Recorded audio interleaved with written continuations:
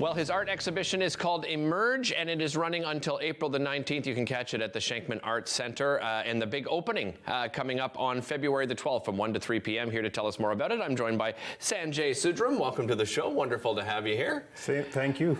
Sanjay, this is really interesting because, you know, you've brought in some just incredible pieces, which I want to get to soon, but I'd just like to start off talking a little bit about your background and your journey as an artist. Sure. So my name is Sanjay Sundram. I trained as an architect. Okay. But I'm an artist, visual artist by profession now. And I've been painting, exhibiting pretty regularly for the last 15 years. So I've had shows in the US, Europe, UK, India, and of course Canada. What mediums do you work in? I use acrylics on canvas and watercolors. This latest has many themes, I think, to it, your latest exhibition, but the overall, you know, concept is Emerge. And what do you mean by that? What is the meaning behind the name of the exhibition? So I'm at a point in my life where I'm pretty concerned about the climate emergency. This is a kind of a call to action to folks in the creative lines as well as children. We should start doing something about it. Yeah, and you know, just in some of the information that you sent along, you were talking a lot about how you're dismayed about the fact that a lot of the onus has been put on the individual. I just like you to briefly talk, because that's something I've kind of ranted about, to be honest, for the last, I would say, 2 decades, is that I find, you know, government puts a lot on us as individuals, and we've done our jobs. It seems like the bigger pieces, such as corporations, and we don't have to name any of them, but they're the ones that can make the biggest difference, and they're not doing it. Yeah, and I think as individuals, obviously we can't, force them to do that. But if enough of us are aware and raise our voices, I think then action would happen.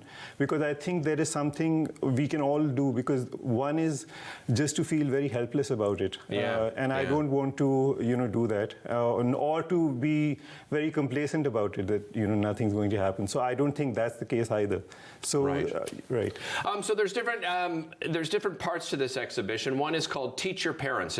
It's a project, and I imagine that's where these pieces come in over here. Right. All right. Well, let's talk about that project, and you can talk a little bit about the pieces you brought with you here. Okay. So the idea started was as children are going to be the most affected by the climate emergency, just because they are young, right? And years to go, but they are also the least informed about it. Right. Interesting.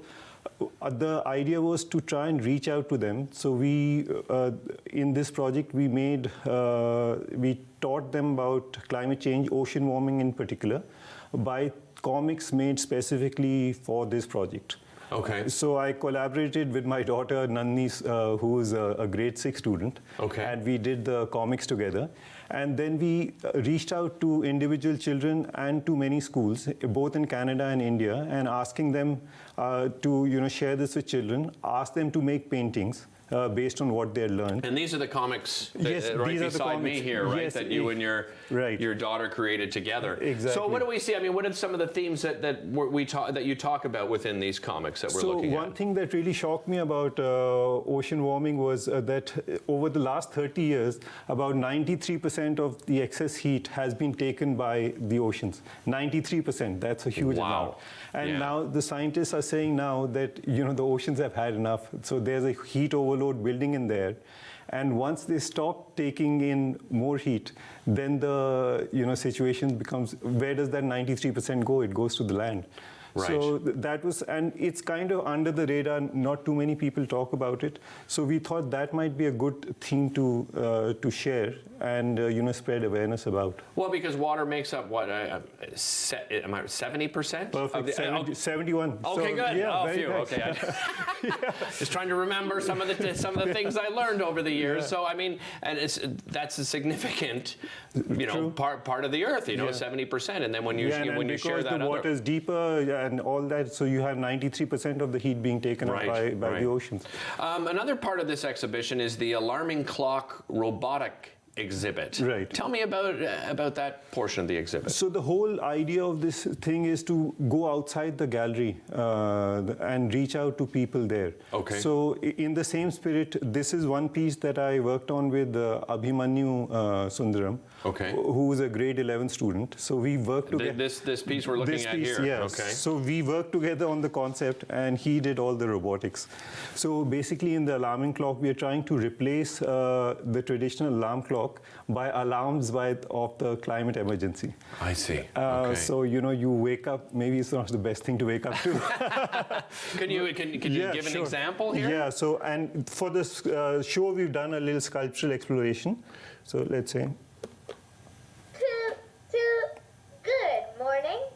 The Amazon rainforest, the largest tropical forest in the world, now emits more carbon dioxide than it absorbs because of wildfires. Deliberate, man-made wildfires. So it shares a fact. It does. Right. And in this upbeat tone of alarm, Mickey Mouse alarm clock. I love it. I love it. I want to talk about the piece beside you here. If you could just step aside, we can get a shot of this. Right. Yeah, just come over here. Just want get Sure. So Okay. this is one of your pieces. Yes, here? this is one of my works, and it's in I make this in a large canvas on acrylic and paints, but those tend to be a little more expensive because I spent 3-4 months doing that. Wow. So this is the first time I'm presenting limited edition prints, which will be signed and numbered. So I'll sell about 25 or 35 of them. Okay. And in the spirit of the whole exhibition, then I basically, it's accessible to many more people. Right. Yeah. I mentioned off the top that you do have your big opening coming up on February the 12th. You're inviting the public to come, and you'll be there so people can speak to you. Any of the students coming? Your daughter coming as well? Oh yeah, and all the students, they've been so excited about having their works. We'll be displaying 54 works on the walls and 50 more in display books. So there are 100 works of children, and I can't tell you how excited and how encouraged that makes us. So feel. it is so exciting. Again, that's happening at the Trinity Art Gallery. That's at the Shankman Arts Center, February 12th, 1 to 3 p.m. for the opening, and then it runs right through till April 19th. We'll be back with